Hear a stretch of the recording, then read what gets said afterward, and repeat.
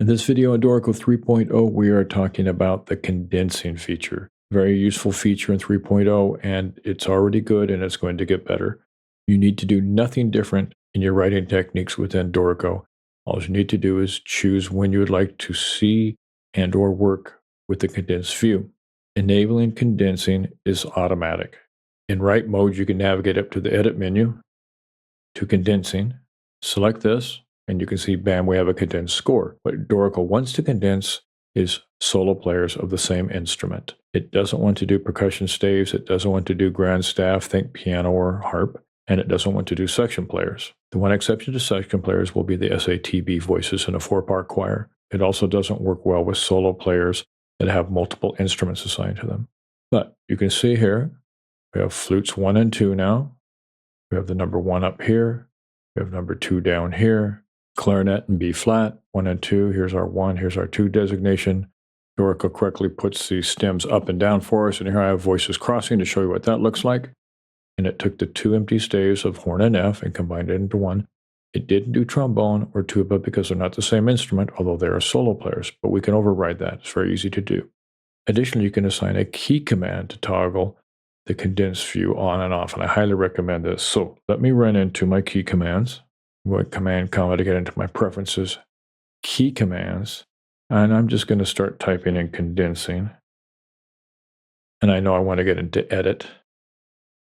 Let's open that up. Condensing. The key command is empty by default. You'll need to assign a key command to it. I assigned Control-Shift-C on my Mac. Let me hit escape and get out of this. So I can do Control-Shift-C and easily toggle this on and off. There's another thing you can do with the view. Let's go up here. Notes and rest colors, condensed music, and it'll turn it a gray color. Again, I've assigned a key command to that as well. I can toggle this back and forth. Let's look at another way to do the condensed score, and I'm going into my layout options. Shift Command or Control L, player selected, condensing, and you can see enable condensing. Now, if I do my key command, you can see the checkbox unchecked. So either selecting in the edit menu or your key command or checking this box all do the same thing. And you can enable condensing on any layout you'd like. Dorico will automatically show you groups of instruments you can condense. And you can choose to exclude these from condensing by checking these boxes. So by checking the group flute 1 and 2, I'm going to exclude it from being condensed. So now you can see my flutes 1 and 2, which were removed from condensing, are no longer being condensed, but the clarinets are, as are the horns. Let's go back into layouts. You can see here's where I had excluded these. Let's include these. Now, I'd like to create a custom group. So I'm going to hit the plus sign. I told you it will do solo instruments, but it doesn't like to do solo instruments that are different. We're going to select these. I'm going to hold down the command key and select both of these. Click OK. And if I hit apply or enter or return, you'll see now they're over here. Let's go ahead and hit enter again to close this. And you can see I now have this condensed. My key command to uncondense, and you can see it looks like this, condensing thusly. Worth noting at this point in time, you need to be in page view to see a condensed score. If I go up to my view, select gallery view, it's instantly uncondensed, and this actually can be advantageous, and I'll show you that later in this video. So again, if you want to see a condensed score, you have to be in page view. It won't work in gallery view. So let's go back into page view, since that's where we want to be. Let's take a look at some new engraving options available. I'm going to select engrave mode, navigate to my engraving options, and we have a couple of them here. You have a new condensing page, and you can see we're dealing with the player labels, the 1 and 2s, a number of choices here on how you'd like to have them set up. And if you'd like to have the background erase behind it, you have some choices here for the location of periods, and you can change the text for the 2 indication. We can also navigate down to the staff labels page. And if we go down here, you can see we have choices for player numbers for condensed players. A couple of items here. Let me hit escape and get out of that. Let me go into paragraph styles. And the condensation labels have quite a lot of parameters here you can edit as well. I'm going to get out of that. And when in engrave mode, you can select, say, a player number, and you'll get your condensation labels here in the Properties panel, and you can create a custom text if you'd like. You can create a line break, which only makes sense if there's a row of numbers to be broken. You can also hide them.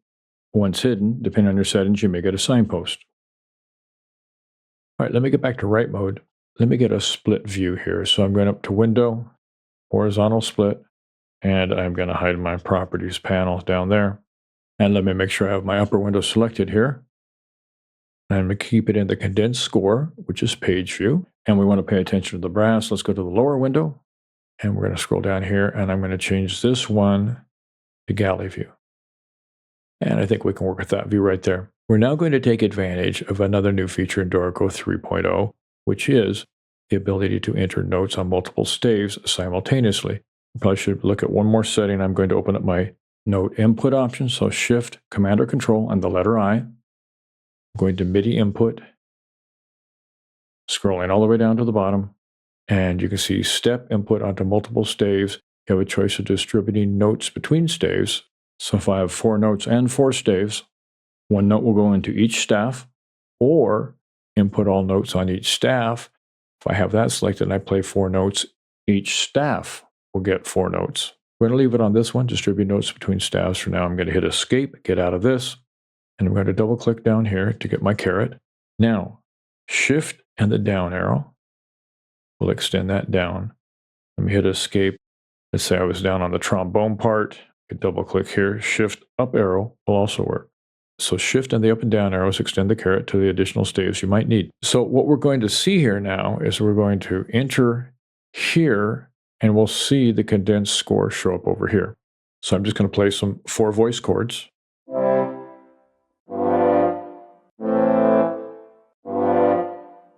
You could also add things like articulations and dynamics.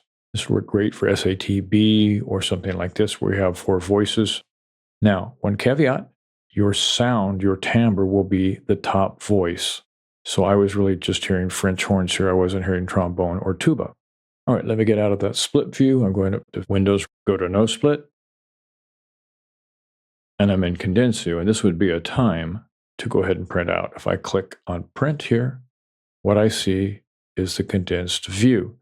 If I go back to write and I get out of it, using my key command, go to print, I see the full score view.